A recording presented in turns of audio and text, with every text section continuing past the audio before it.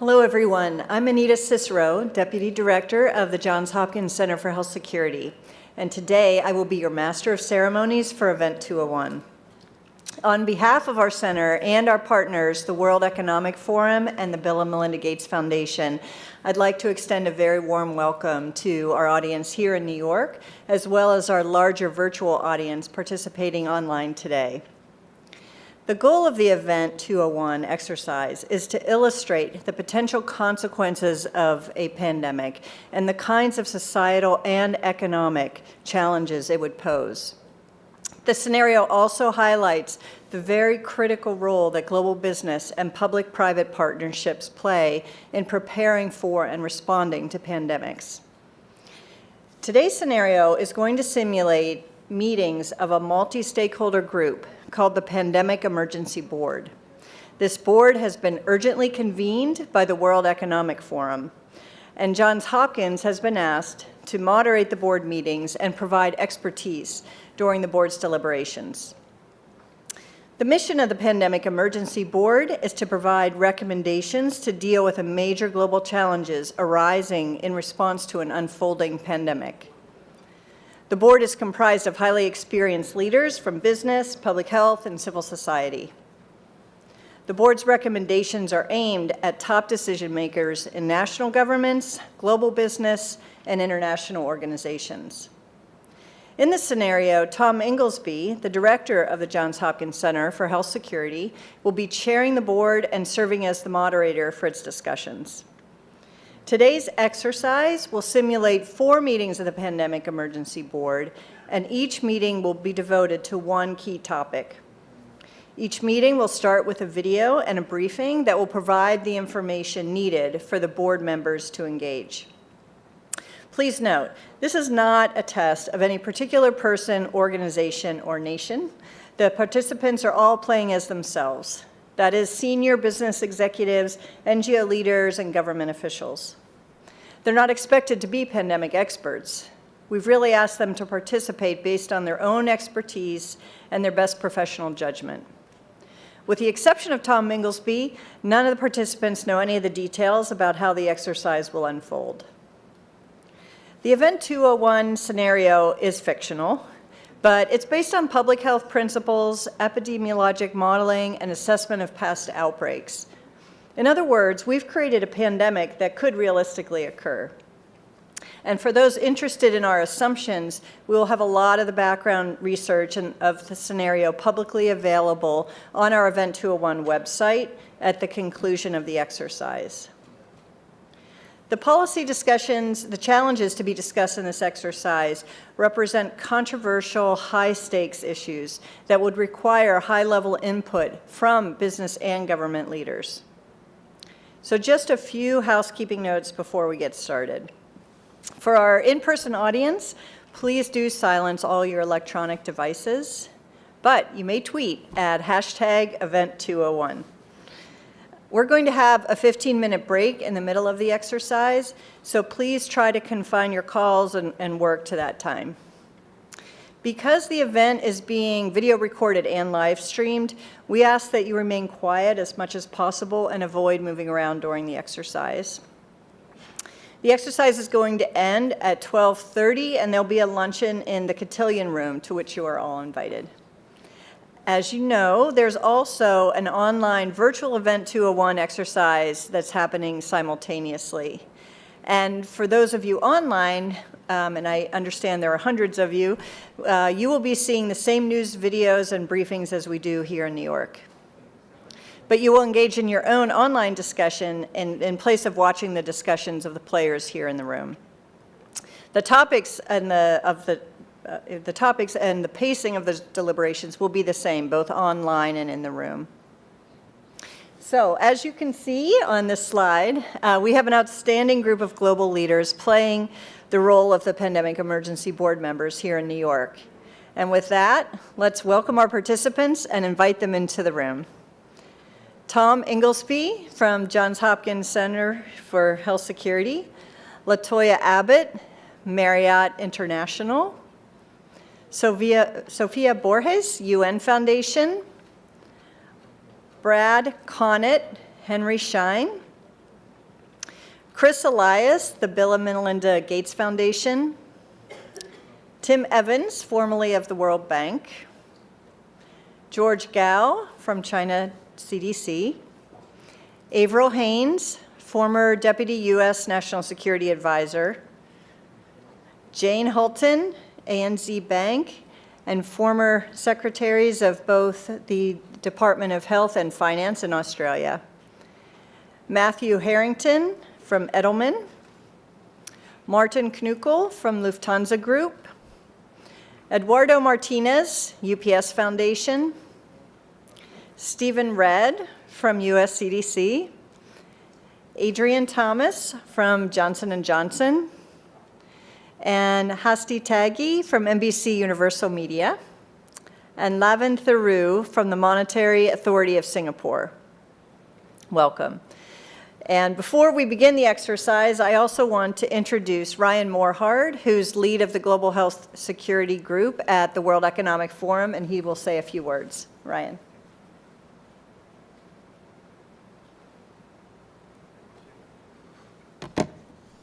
Thank you, Anita. And good morning and welcome again on behalf of the Center for Health Security, the Bill and Melinda Gates Foundation, and the World Economic Forum. Welcome to Event 201. 201. Throughout our session today, I hope that number will represent two dimensions of our work to strengthen global health security. First, today, there are 200 epidemic events every year, and it hasn't always been this way. The number is increasing, driven by globalization, climate change, urbanization, deforestation, and other trends of our modern world. In other words, we're in a new era of epidemic risk. And the second dimension is that one of these days, one of these epidemic events will be a pandemic, a fast-moving pandemic. And mitigating risk and impact of that pandemic will require an all-hands-on-deck approach. And we know from past responses that public-private cooperation will be essential. We also know from these responses that there are some bright spots when it comes to public-private cooperation, but some real critical challenges remain. But there's every reason for us to work together to address these challenges. For one, it turns out that at $570 billion annualized, the annualized risk posed by pandemics is on par and rivals with climate change, which means that the pandemic risk to lives and livelihoods is at a level that governments and the world's biggest businesses can no longer afford to ignore. And we are counting on this conversation today to inform our work together to improve our collective preparedness and to protect lives and livelihoods from pandemics. And to provide further context, I'm very pleased to introduce a short video now from Dr. Mike Ryan, the Executive Director at WHO and the head of WHO's emergency program. So with that, we'll turn to a video.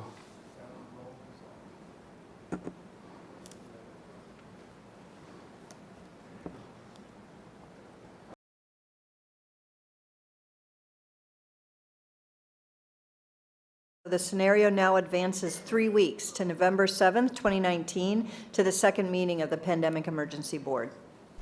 Thank you all for reconvening on short notice. Let's get an update on the pandemic. Very short notice. Dr. Thanks, Tom. Rivers. In the last 3 weeks, we've seen a significant escalation of the pandemic. Previous projections appear to have been accurate. We've gone from about 35,000 cases to more than 260,000 estimated cases, with 13,000 deaths. This may be an underestimate. We know that there is a good deal of underreporting due to lack of surveillance in many parts of the world. The greatest number of reported cases are still in South America, where the pandemic started, but the number of countries affected has risen from 8 to 23 across the Americas, Africa, the Middle East, Europe, and Asia. We expect that spread will continue to accelerate as we have more outbreaks. We project that in 1 month, we could see upwards of 2 million cases and over 100,000 deaths. And in 3 months, there could be as many as 20 million cases and 1.6 million deaths. The markets are reacting negatively to these projections, with some markets now in the red for the year. Thank you, Dr. Rivers. All right, we want to show you the latest news on the impacts of the pandemic on trade and travel, which will be the focus of this discussion.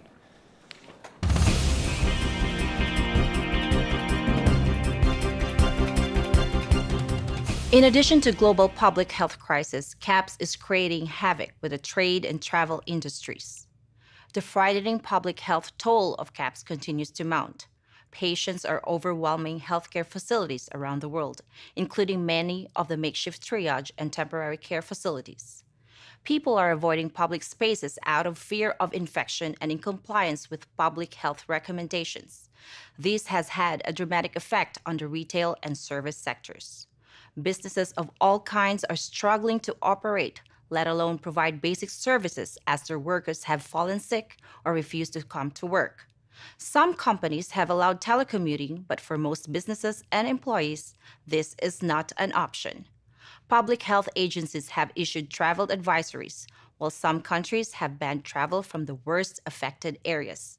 As a result, the travel sector is taking a huge hit. Travel bookings are down 45%, and many flights have been canceled. A ripple effect is racing through the service sector. Governments that rely on travel and tourism as a large part of their economies are being hit particularly hard. Consumer confidence has fallen dramatically, and people are delaying or canceling discretionary purchases. As a result, manufacturers are scaling back production on many goods. On the other hand, staples like food and medicine are being hoarded. Mandated border closures and trade restrictions are creating severe localized shortages. The Purchasing Managers' Index suffered its sharpest decline in 50 years, a leading indicator that markets are preparing for a prolonged period of economic disruption. In some regions, politicians are adding to the noise and confusion through social media. Ban all goods and travel from infected countries, and boycott companies that spread disease are common Twitter refrains often led by public figures. It's safe to say we face a tough dilemma. The movement of people may facilitate the spread of CAPS, but interruptions to travel and trade may have economic consequences that are just as bad. And to give us more detail on these issues before our discussion, Latoya Mullen. CAPS is spreading, and it's largely due to the movement of people. Individuals from affected regions traveling to unaffected areas, and susceptible people traveling to affected areas and getting sick.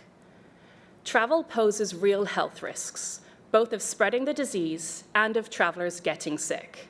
In fact, many travelers to affected regions have gotten sick, and some have died. Many countries have issued travel advisories for affected parts of South America.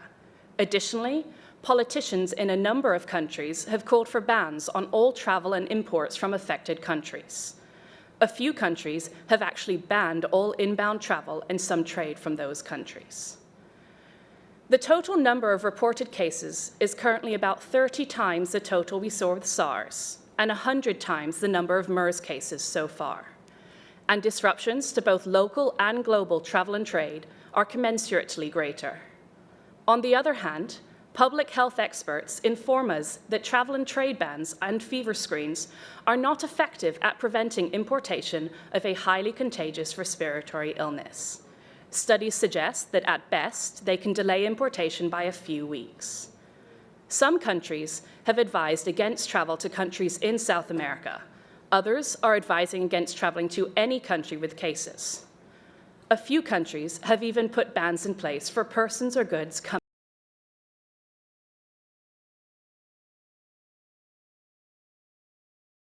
Welcome back. Please silence your phones. We now pick up this scenario 3 weeks later at the third meeting of the board on November 29th, 2019. Thank you all for reconvening at short notice. We need to present to this board a serious new issue related to the economic fallout that is accruing over the pandemic. Let's start by getting the latest numbers and distribution from Dr. Rivers. The CAPS pandemic continues to grow, with more than 1 million cases and an estimated 73,000 deaths worldwide.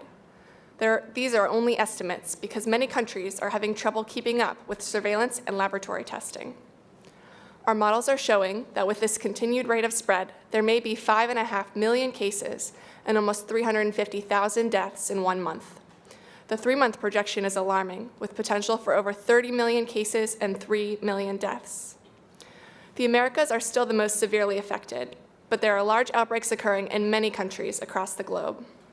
Countries with limited healthcare infrastructure have seen the highest death rates so far, but healthcare systems in high-income countries are also becoming overwhelmed. Financial markets have tumbled, with all down significantly for the year. Economic disruptions are being felt across the globe. Thank you, Dr. Rivers. So now let's look at this recent exchange on GNN that focused on the economic and financial crises that are rippling around the world.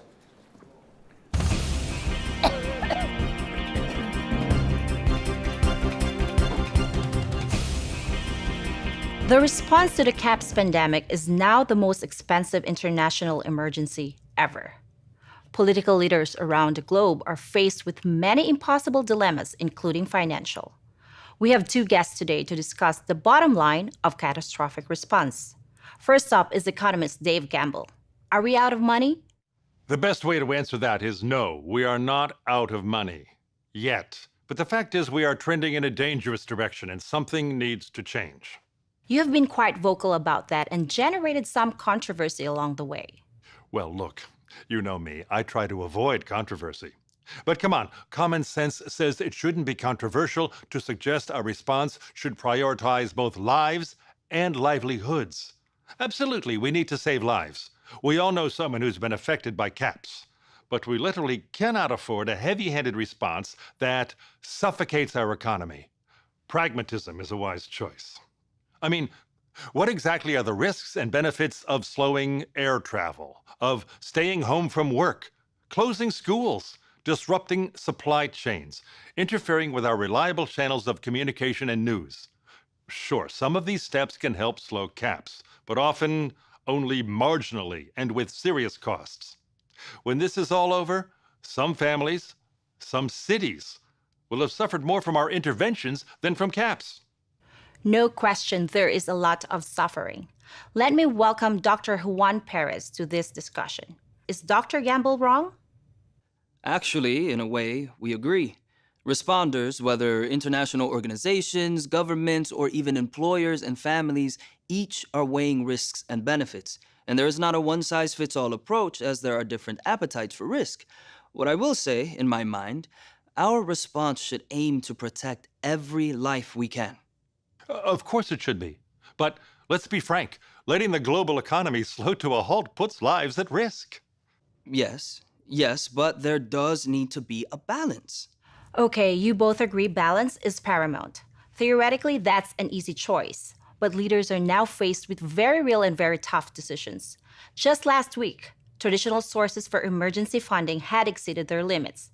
As new mechanisms are being discussed, there is consideration as whether funds should primarily support health emergency response or prop up economies. Precisely. And we do need these funds sooner rather than later. Funding shortfalls are putting lives at risk and extending this devastating crisis. Again, we seem to agree. We cannot shortchange the health response, but I suspect we disagree when I suggest that some of these funds are best used to save jobs and critical industries. National leaders certainly have this on top of their minds during the ongoing debates. Look, I am not an economist or a politician for that matter, but as a physician, I am comfortable saying that our health response to CAPS cannot afford to wait for an incredibly complex debate about what sounds to me like history's most expensive economic bailout. Thank you both, and we will be watching and listening for the outcome of these vital discussions. And certainly, the market is eagerly watching for any signs of hope. Okay, to go deeper on this, Dr. Eric Toner from our team is going to give details about the financial situation. Thank you. The economic impacts are being felt in all countries. In fact, losses are greater in the wealthier countries despite having fewer cases. This chart shows economic projections for global per capita GDP. If trends continue, preliminary modeling from leading economists suggests there could be an 11% decline in GDP at the one-year mark into the pandemic, and a 25% fall in GDP at the two-year point when after the full effects of the pandemic are felt. There is significant uncertainty about how quickly GDP would recover, but economists fear that the pandemic could push the world into a prolonged period of significantly slower growth. Unlike recessions due to normal business cycles and market forces, A recession caused by a severe pandemic would be unprecedented in the modern age because of the huge loss of both workers and customers. The closest parallel may be the Great Depression, but the anticipated global recession due to the CAPS pandemic could be much deeper, and it could take much longer to recover. There are a number of places where financial resources could be helpful in reducing the economic impact, including public health and medical response, helping national economies, and supporting struggling businesses. But there are a lot of needs, and there's not enough money to go around. Two organizations that provide loans regularly, the World Bank and IMF, would not have enough money to get us out of this crisis. The World Bank and IMF together disperse about $185 billion per year in funds, and they've already distributed a substantial portion of that money in this crisis. Experts estimate that it would take $400 billion just to bolster the overwhelmed healthcare systems in low to middle income countries, and alone just to cope with the pandemic. To put this in perspective, the financial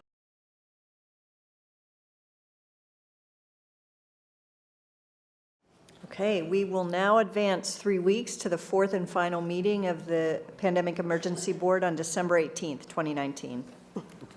Okay, thank you for reconvening, and let's get an update from Dr. Rivers. In the last 3 weeks, case numbers have continued to grow exponentially. We now have an estimated 4.2 million cases and 240,000 deaths. Almost every country is now reporting cases, and those who aren't may simply not have the resources to conduct surveillance. We don't see any change in the rate of rapid spread, and models estimate that we could have more than 12 million cases and close to 1 million deaths by mid-January. We're not sure how big this could get, but there's no end in sight. Financial markets are universally down by 15% or more on the year.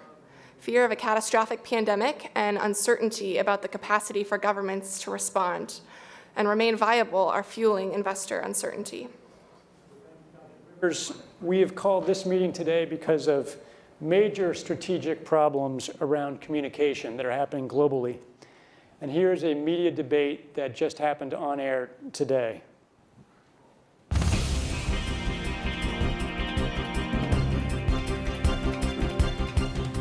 Alarming news emerging from social media companies today about the CAPS pandemic. Twitter and Facebook are reporting they've identified and deleted a disturbing number of accounts dedicated to spreading disinformation about the outbreak. For more on this, we go to our correspondent, Catalina Parks. Chen, these accounts were created by several state-sponsored groups intending to sow political discord, and some individuals are seemingly seeking to gain financial advantages. Violence against healthcare workers and minority populations has been increasing. A recent riot highlights the real danger in these posts. Countries are reacting in different ways as to how best to manage the overwhelming amounts of dis and misinformation circulating over the internet. In some cases, limited internet shutdowns are being implemented to quell panic.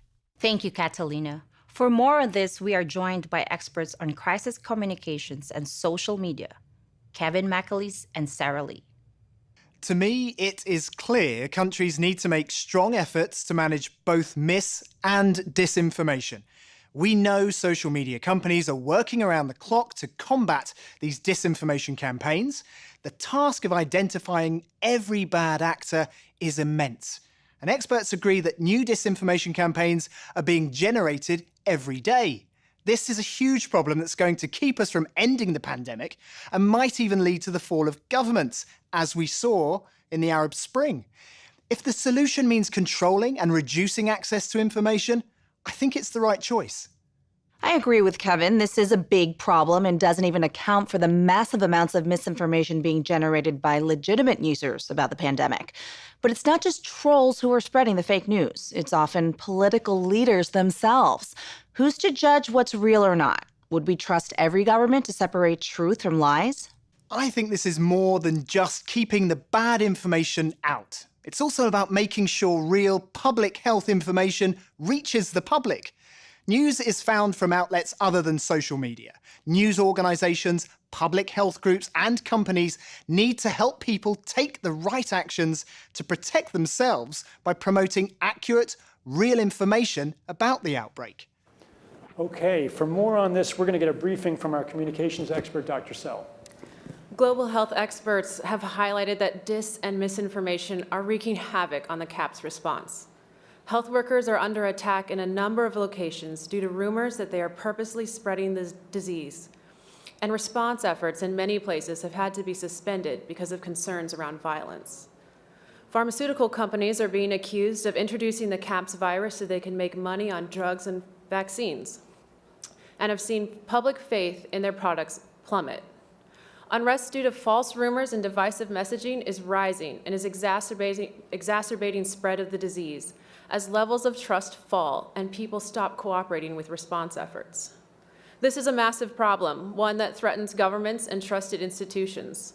Polls have shown that mis and disinformation are ubiquitous. At least 90% of the public has been exposed to these messages. At the same time, misinformation messages come from a variety of sources, even government officials. And often governments are contradicting one another. We know that social media is now the primary way that many people get their news. So interruptions to these platforms could curb the spread of misinformation, but could also limit access to information from legitimate sources. Health ministries around the world are attempting to combat mis and disinformation by amplifying public health messaging through social and traditional media.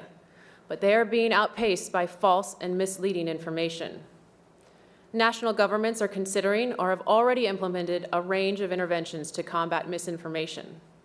Some governments have taken control of national access to the internet. Others are censoring websites and social media content.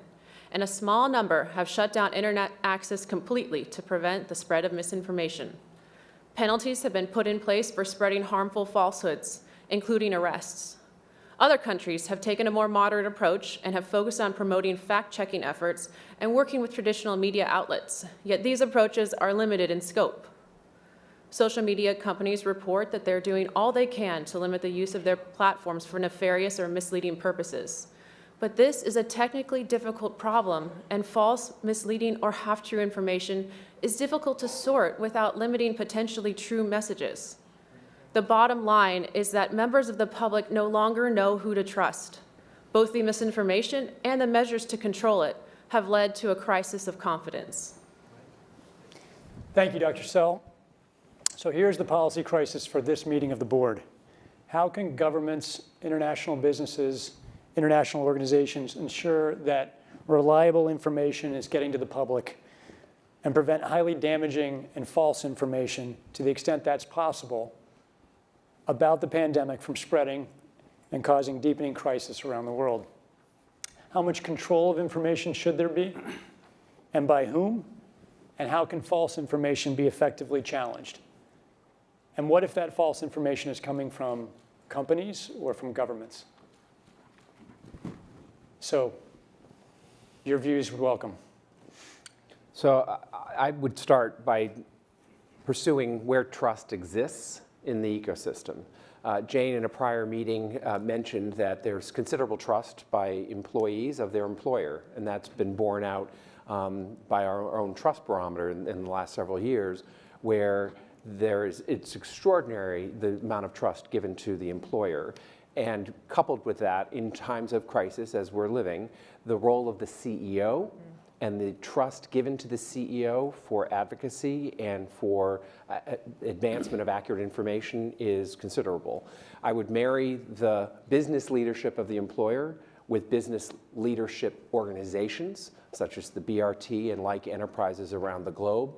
But I also think we're at a moment where the social media platforms have to step forward and recognize the moment to assert that they're a technology platform and not a broadcaster is over. They, in fact, have to be a participant in broadcasting accurate information and partnering with the scientific and health communities to counterweight, if not flood the zone, of accurate information, because to put the genie back in the bottle of the misinformation and disinformation is nigh impossible. So flood good information. Okay, others, yeah, Jane? Yeah, so can I agree with that? And my fact, it did come from the Edelman Trust Index, you'll be pleased to know, but also borne out by the work I've done as a CEO in my time. Can I also add that I think there are real technology opportunities here. I personally do not believe that trying to shut things down in terms of information is either practical or desirable. And we do have, I think, a couple of strategies that are available to us, one of which is the flood strategy, second of which is relying and informing and equipping trusted sources of information with the facts so they can then pass that on. But we also need to actually think about a technological answer to this. So there is work that's being done to actually create algorithms to sift through information on these kind of social media platforms. And I know that the Gates Foundation and others are funding organisations to work on things like this in order that people can actually have more confidence in the sources that they will use in any event. So I think both a detailed solution working with individuals, but then also thinking about technology is something we have to advance. Asti. So looping back into the trust barometer, last year in Davos it was released that trust in traditional media sources has grown while trust in social media sources has gone down, specifically after the last elections in the United States. So I think one of the ways that we need to approach this is to make sure that we have the right representatives on traditional media networks in order to portray our side of the story and make sure that there isn't misinformation. I agree with Jane that shutting down internet is only going to cause extra panic and extra anxiety. In fact, that staff tells me places where internet access has been shut down, there's unrest growing. So we're not only dealing with this specific situation, but really people not trusting their governments at this point. And so I think we really need to make sure, one, from a news perspective, that information is being disseminated correctly and that we have the right resources out there to provide this information. I also think that there is a good point in trusting in employees, in your employers. There are lots of communications channels. For example, during the Ebola crisis at Texas Children's Hospital, we had daily briefings with the CDC to tell us what the situation was.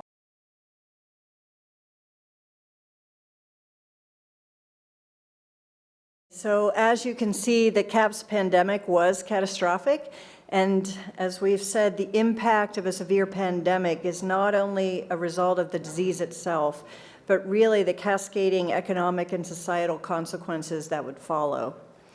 Now, we don't want to give you the impression that traditional public health measures aren't valuable, because they absolutely are. In fact, in the 200-some outbreaks that WHO responds to each year, interventions such as isolation of the sick, social distancing, disease surveillance, really do help to interrupt the spread of disease and control epidemics before they become pandemics. But in a severe, fast-moving pandemic, it may not be possible to contain the spread through these kinds of traditional measures. And as we saw in the scenario, there's a limit to what government, NGOs, and global business can do on the fly to stop a widespread and lethal pandemic. That's why prior planning and promotion of routine public-private cooperation in advance of the next pandemic is really critical. So you dealt with four serious international policy challenges today, but in an actual pandemic, there would be many more.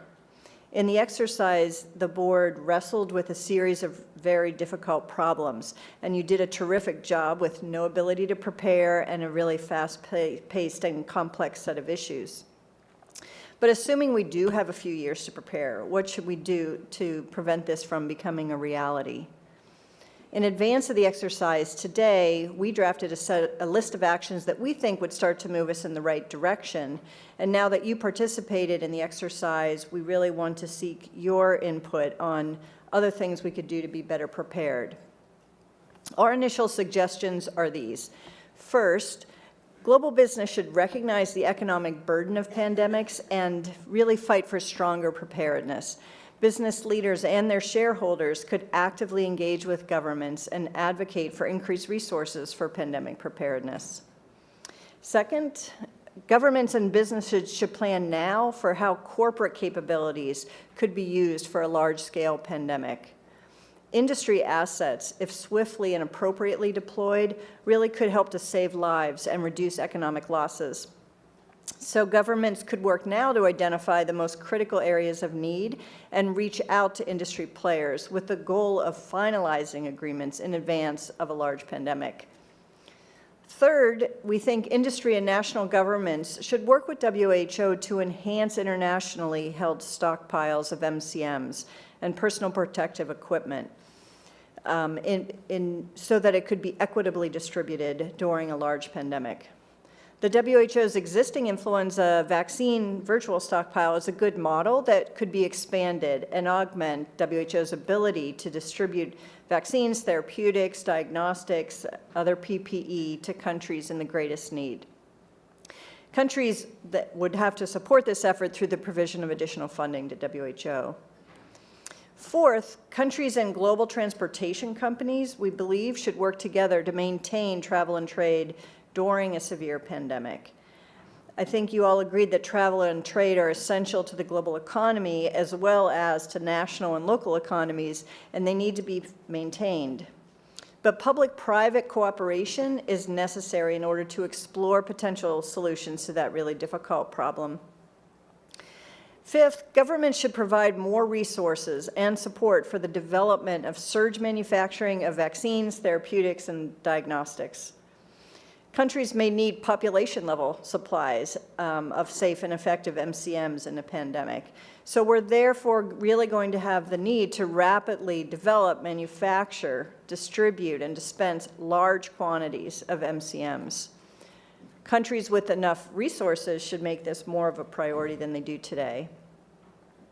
Sixth, we should increase and reassess pandemic financial support.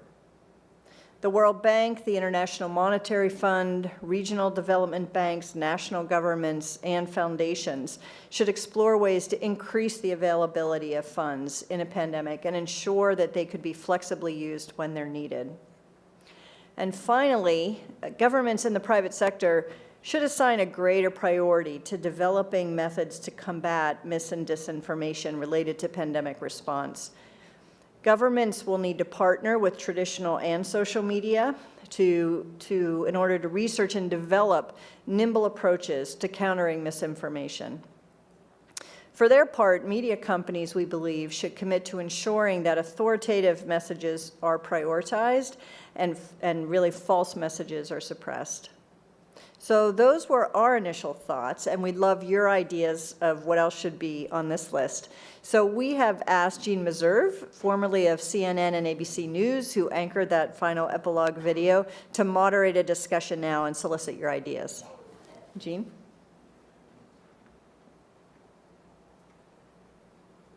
So first, I want to ask you for your reactions to these proposals that have been put on the table, and also ask you, do you have some additional action steps that you think could and perhaps should be taken? Yes, please go ahead. Phone? There we go. I agree with all of these. But I think there are other things that can and should be done. If Mike Ryan were here, the gentleman we saw at the outset, he would tell us that the mechanisms to actually do the prevention work, that's very hard to actually get enough funding for that around the world. And if I similarly look, so I chair a body called CEPI, the Coalition for Epidemic Preparedness Innovations. We are investing in the development of vaccines in the neglected and space. For example, MERS vaccines of this kind, the coronavirus. We do not invest enough as a globe in even having the basic options that we could scale up for manufacture. And that's both in the vaccine space, but also in diagnostics, et cetera, et cetera. So I do think putting on this list the financing of both preparedness in a number of countries, but also the technology preparedness, particularly in the vaccines, et cetera, would be a welcome addition to the list. Any thoughts from among you on how to increase that funding? Yes. Yeah, can I support Jane's idea and by saying something about what I said about science-based information earlier. Obviously, we are living in the 21st century, so we need to build up the capacity and the facilities, make sure, for example, today the event we discussed about 2 months, the epidemic already 2 months.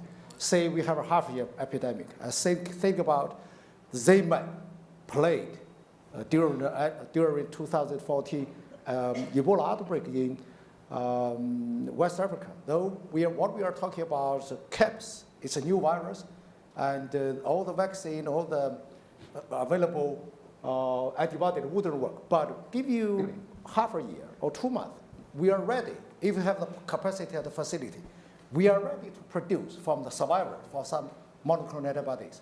Once you have ZMapp-like antibodies or antivirals, I think you will restore the confidence of the public. So this is our stance. We put that one to see, unite together under the WHO, put for some pharmaceutical companies to have the capacity or facility to get prepared for monoclonal antibody producing. Go ahead, Tim. Yeah, so first of all, I think we should, in the spirit of accountability, assess the effectiveness of this board. And as an optimist, I'd like to say that we take full responsibility for this not reaching 100 million deaths or 200 million deaths. It was only 65 million, so there was some effectiveness of the board.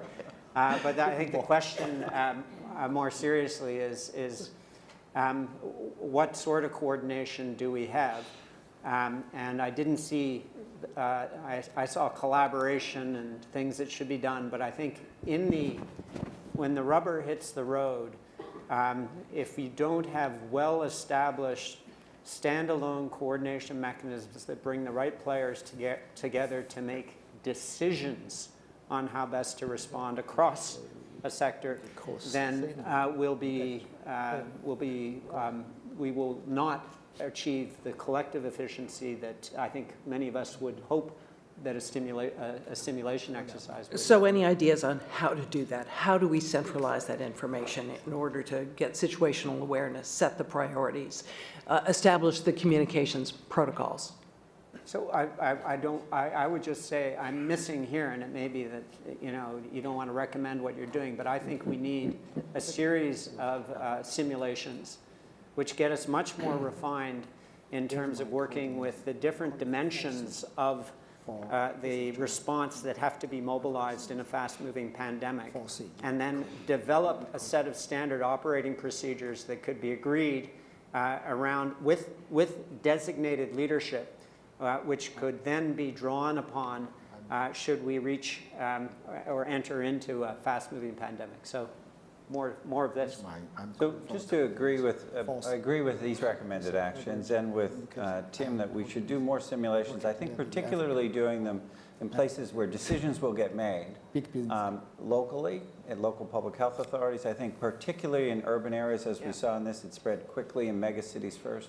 And I think as it spread to other regions, some of the regional economic communities in East and Southern Africa, West Africa, I think those simulations will be important with the people who will actually be making those decisions. But I wanted to build on Jane's comment about the research and development enterprise, because I think it highlights another gap. I do think we need to put more financing into things like the Coalition for Epidemic Preparedness Innovation to prepare as their strategy is for things we can predict, MERS, Ebola, other things that we know are coming, Nipah. But I think, like we saw in this scenario, there will be emergence of pathogens we can't predict. So we have to really work at disease X, or CAPS. Platforms that can be rapidly mobilized using reverse vaccinology. I think we have to go beyond vaccines to other countermeasures, diagnostics, et cetera. And there, one of the stumbling blocks has been, and I think George was getting at this, the rapid sharing of information, particularly gene sequencing information. Often countries are reluctant to share samples or sequence information because they're concerned about the distributive justice. If we contribute to the science, will we benefit from the science? And I think, as Mike referred to in the opening video, we have a partial solution for that in the pandemic influenza area through the PIP. But we need to expand that to other potential pathogens so that in the event of a fast-moving pandemic, countries don't hesitate to share the information that will be vital for science to do its job and develop countermeasures, and they won't hesitate because they'll know they'll also benefit. And that regime doesn't exist yet. And whether we approach it through the World Health Assembly, build on the international health regulations, we need to have that in place ahead of time, because establishing that kind of trust in the face of a fast-moving pandemic is even harder to do. And just to add to that, to be completely clear, it took us years to negotiate the PIP framework. I actually chaired the Intergovernmental Working Relationship meeting that did that. And that was when one country lost confidence in the global virus sharing mechanism, chose not to share, and it took us years to rebuild that trust and that confidence. And I would argue it's not completely there yet. Just like to observe that there's a convergence of the two ideas that we've just heard. I think if there's confidence among countries that the governance and the sharing exists and that it can be relied upon, there'll be a greater willingness to share samples and information. So I think those two things really fit together. And we have to keep the awareness alive, and it's our responsibility to do this and to do simulations, to do actions, to recommend actions like this. But I know exactly what happens when I go home to Zurich and when I talk about this next week in my company. They will tell me, yes, we know, but there are other daily businesses to do. And I think we have to keep this alive. We all know that there is Ebola right now, and we all know that there is a risk that it spreads out. We all know that there will be a next virus. But let's face it, we have to keep the awareness up, we have to talk about it, we have to get ready in due time, we have to set up platforms to exchange our information in due time, and that's the way how we can convince the companies, the leaders, and the organizations about this need. Yeah, just an observation. I mean, all of us here are from large companies, but in an increasingly globalized world, how do we bring the small and medium-sized enterprises along with us? And I think maybe we didn't speak about that enough today. So, you are only as strong as your weakest link. And so, some of these things that we talked about, like business continuity plans, how do you build capacity in small and medium-sized enterprises that they need to have some of these plans? And I think, to your question, financing is definitely going to be an issue, right? Because you need to set aside resources. And this is where I think something we spoke about might come to play. It's probably a PPP type framework, where the government works with the industry associations and the companies to set aside some fundings to make sure that everyone has some of these basic plans in place. Yeah, I'd like to follow on from that. I mean, I think there are a number of good examples of collaborative sort of forums like the WEF, like the Private Sector Roundtable for GHSA and so on. But, there's this notion that the private sector should get behind something and develop solutions for things that aren't here, in the absence of real committed resources, number one, from the public sector or others. And number two, without really having any form of formal decision-making contribution. And I think that's an important one because, for example, we may be a large company, so we're working on Ebola, working on the HIV vaccine, working on tuberculosis, we're doing stuff in Zika and dengue fever. But there's a limit, and that's an opportunity cost that in non-commercial applications, humanitarian, sure, economically important, sure. There's a huge opportunity cost of pursuing that many other companies can't take. And yet if you look at the interaction scientifically with organizations like the UN, WHO, then it's like, non-state actors, stay out. And so if you're asking the private sector to get together to commit, which I think they would, by the way, then, the value of that investment and the likelihood that it's going to end up anywhere meaningful has to be addressed at some level. Otherwise, why would we take the opportunity cost? Any idea how to do that? Yeah, establish a true cross-sectoral body that actually develops guidelines, thinks about mechanisms, talks about these broader issues together, and actually allow not single companies, but industry bodies to have some kind of input and voting rights into that. Otherwise, it's like the common good theory, and it's all very well, but we all have to go back to our companies on Monday.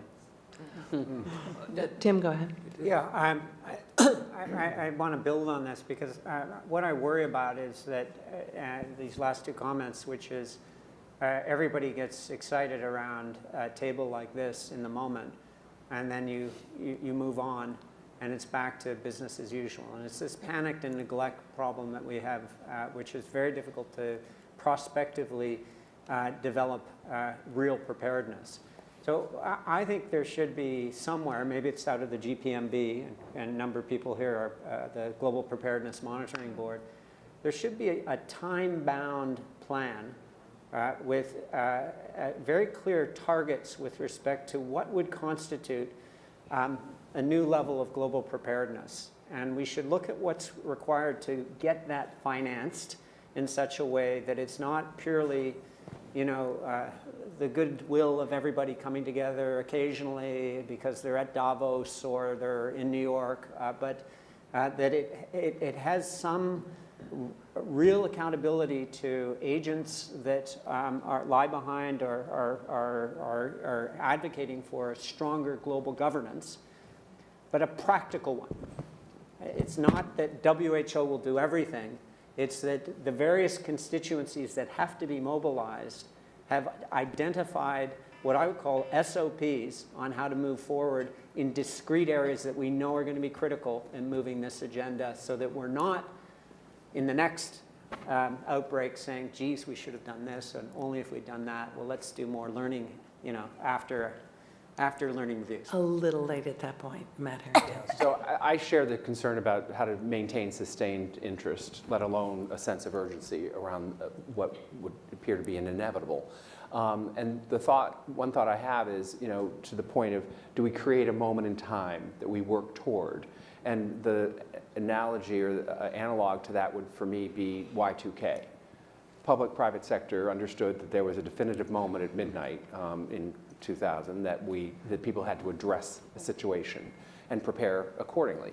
And even if it didn't redound to the individual in many instances, it laddered up to larger organizations. And I think, again, to a point I made earlier about the absence of technology at this table, the lessons learned from how that sector advanced both awareness and remediation is something that could be brought to this conversation. Can I just make one comment about Y2K? When I was trying to advocate inside government in relation to the potential threat from H5N1 that was endemic in Indonesia, I was actually told by an extremely senior person who I will not name that actually I was basically just on about Y2K with feathers. Okay. Okay, so could I just advocate for finding some other point in time reference? Which I had to come up with in that circumstance, so I just share that. Yeah. No. One of the threads that I pulled from the conversation around the table today was the lack of data. That you don't have enough data to really have situational awareness when an outbreak begins, that you don't know where the resources are, you don't know how to move them and where to move them. In this world where there is an abundance of data, is there a way to better coordinate between the public and private sectors in order to capitalize on that data, to learn more and learn it faster and move faster? I think you've hit on a couple of points that are really important. In an event like this, moving or having a scale of operation larger than we've done for a health event is going to be very important. So it's really outside of the bounds of experience. The other element is to be able to move quickly and at a speed necessary. I think that the opportunity to develop those kinds of mechanisms would be the kind of governance system that we're talking about. That could be part of the agenda for a preparedness activity at a governmental scale. The other thing I would just comment is that an event like this is going to be outside of the health sphere, and so it'll be really important that this not be seen as a health event, but really as a global crisis, and that those parts of government outside of health that are going to be in the lead are leading in this preparedness work as well. Any other thoughts on the data piece? I think the data is critical, but I'll use that to segue to another area, if I may, which is the human resource. And a key actor, given that I now have moved to academia, but it is the academic or the training sector. Because if we're really going to develop a surge capacity for something like this, where you're going to have to bring in the reserves, the global health reserves in some respect, It requires an incredible coordination across training institutions, both in terms of pre-service and deployment, how people keep up skills that would be relevant. And that plan won't emerge from global businesses and governments collaborating. It's really got to bring in the higher education sector much more fundamentally, and I would argue with national public health institutes. I wanted to follow up on the trusted voice idea. I think everyone around the table spoke about how important it is to find those voices. Do we need to find them now and establish trust in those voices now so that when the crisis hits, people already have the established trust? Thoughts? I mean, I would say without question, and because you're in a better position to build up that bank of goodwill in advance of a crisis. And I'm very intrigued and I think very heartened by the conversation about the identification of community and faith-based leaders in particular, because they do foster enormous trust at a local level. And that But there are people who, at this point, probably know very little about pandemic preparedness. And hence education is necessary. In advance? Yes.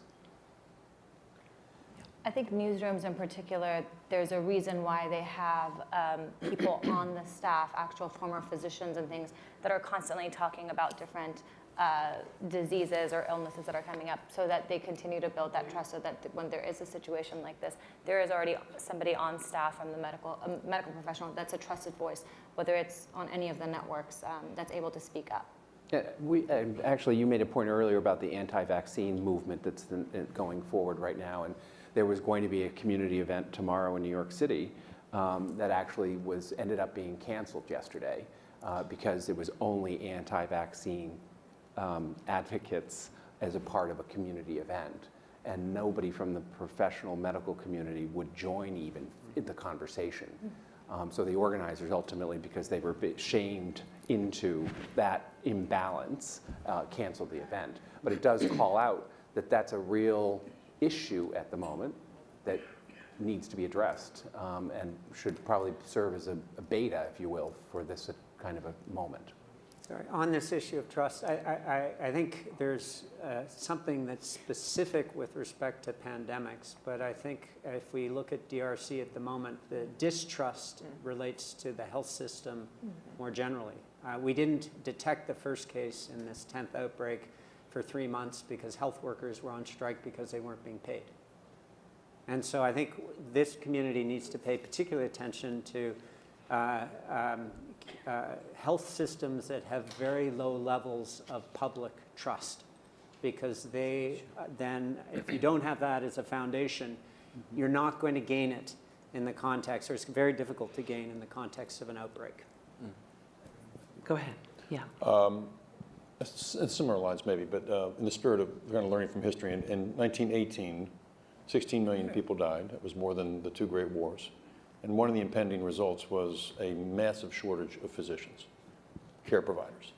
So I don't see that on the list. I don't have any solution. If you ask me what do we do about it, that would be a subcommittee of this wonderful committee, which I'm only a guest of, so I'm not taking credit for it. But the shortage of physicians is looming anyway in the United States. I don't know about the broader world, but that's something should be considered in this. And second point I would only make is that if it really were catastrophic, I don't know if we're prepared for the civil unrest that could result in it. And we haven't really talked much about our public safety vehicles, not just public safety avenues ready, including military. Are they ready for such civil unrest if it were really to get out of hand? I don't see those in the recommended actions, that's all. I'd love to get down to the surprises and the big takeaways.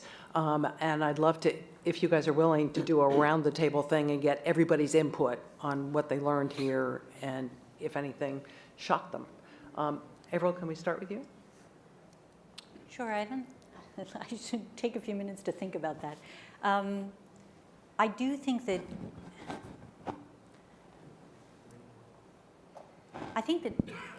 generally, and this comes out of our conversation that we've just been having, the areas that it seems to me require enlightened leadership, in a sense, is the issue of funding, right, and actually attracting greater funding to this issue.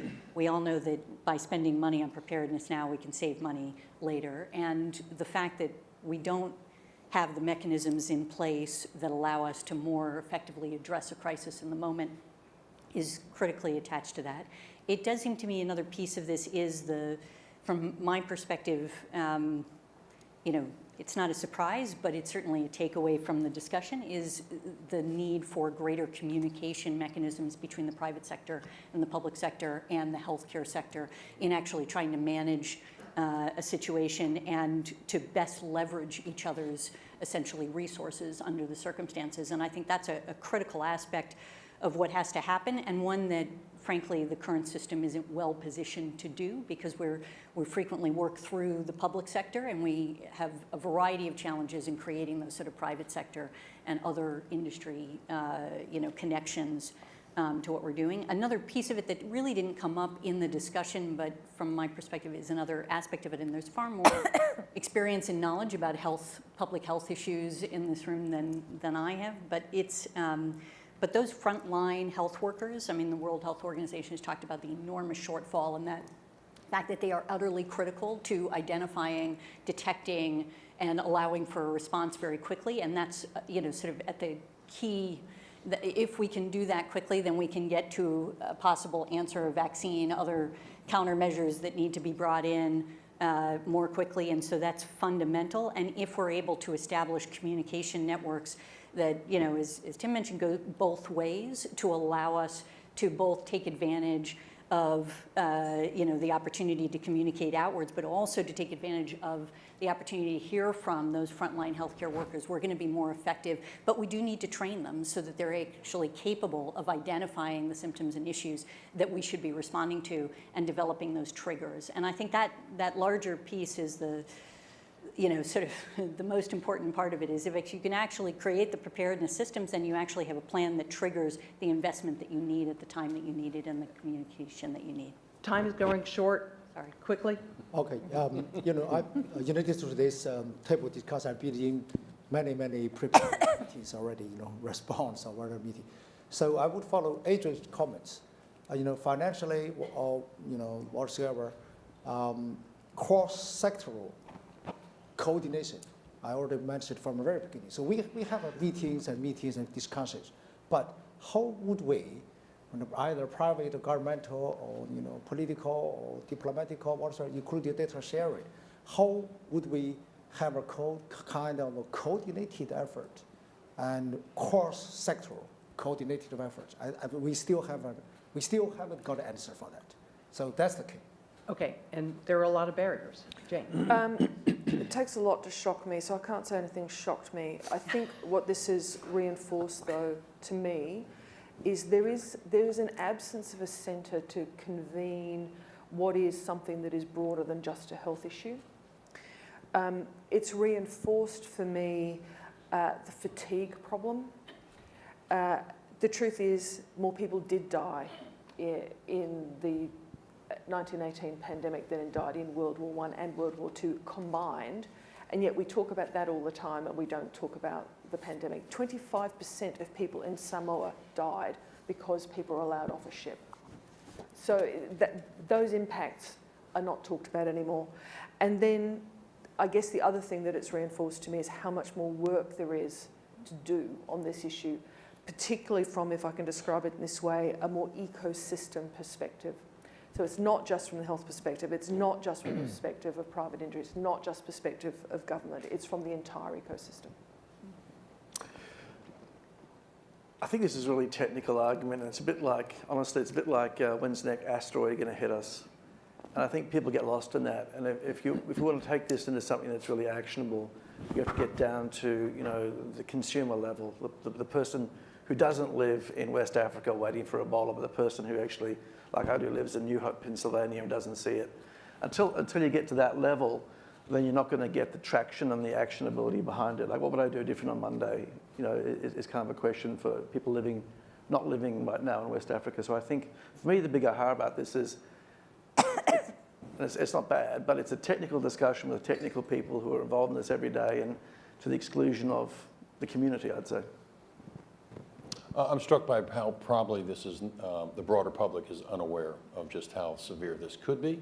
That strikes me, and I would share that I think an increase of knowledge on that, which could hopefully lead to more prevention and wellness in our healthcare system rather than the acuity that we deal with, at least in the United States. More focus on prevention and wellness and specifically primary care, oral care, which has a direct correlation with overall health, and that helps immunity system. So I'm really struck by that mostly. I think it's very important to not be shocked. I think when we're shocked, we're not able to make decisions to do the right thing. And I think some of what we've done today is just help us think through what a really bad scenario might look like. Before an event like this, having the systems in place to coordinate more effectively is essential. In the long term, biotechnology, and as Chris said, the ability to rapidly develop a specific countermeasure is important. The requirements there are incredibly difficult. Within weeks, have something that everybody could take. I'd say in the response, it will be really important to think about what the aim of the response is and how much can actually be accomplished. I actually think in this event, given what we heard up through the first moves, the outcome was really not as bad as it might have been. And I think we need to, as we're responding to this, we need to be clear about what is achievable with the interventions that we have and not overestimate the impact we can have. Chris? I guess my surprise, not shock, but surprise is the presumption of competence of the system.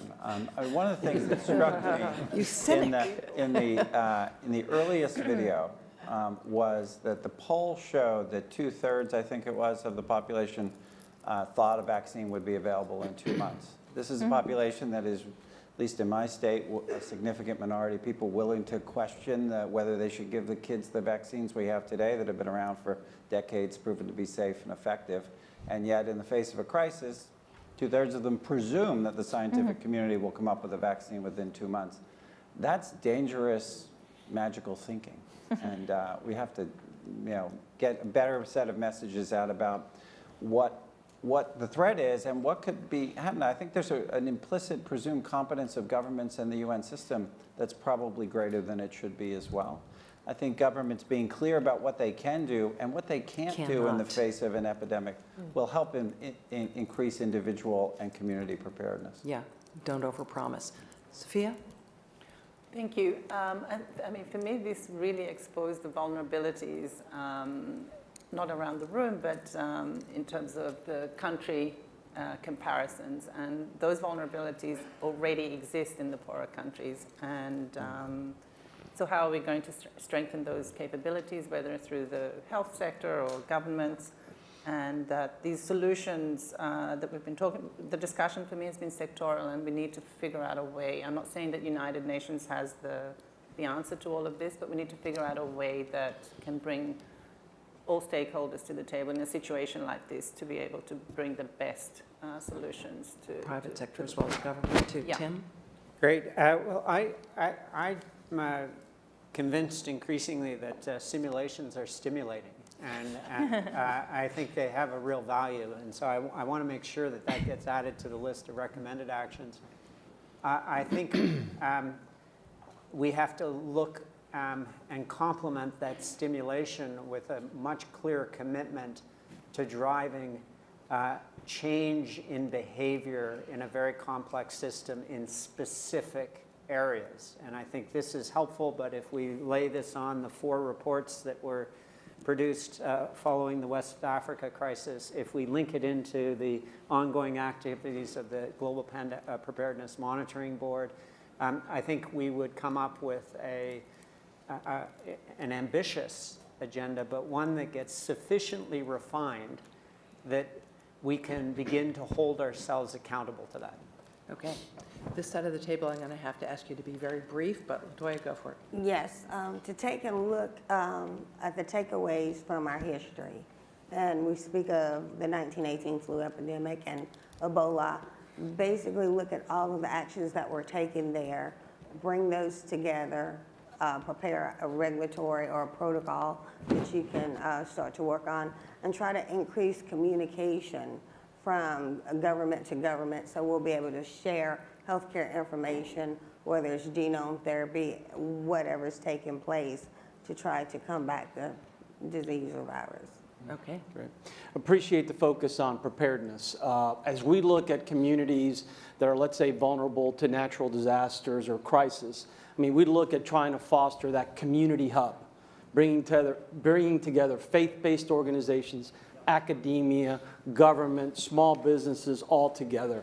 On the other end of the spectrum, we believe that the World Economic Forum is a great platform that brought together post-Ebola a great group of the WHO, the World Food Program led by Henry Schein, J&J, and we are all loosely together because, again, sustainability, keeping the interest of these institutions is always the challenge. Yeah.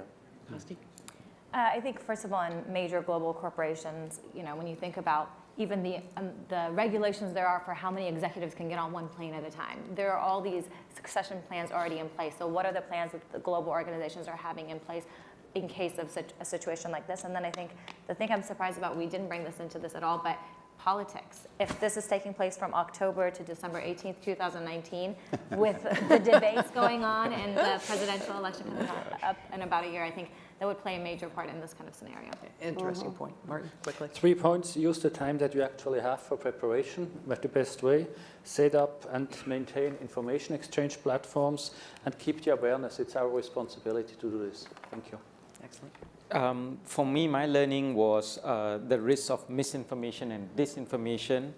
I think it requires a lot more thought and coordination across the stakeholders. And one point, despite the alignment around the room about the importance of some central leadership, I think the challenge in agreeing on the central leadership. All right. Thank you all. I think summing this up as I see it, investment, planning, preparation, coordinating, prioritization, and obviously all the advanced thought and effort given to those things will hopefully mitigate the effects when the pandemic comes. Thank you all very much. Appreciate it.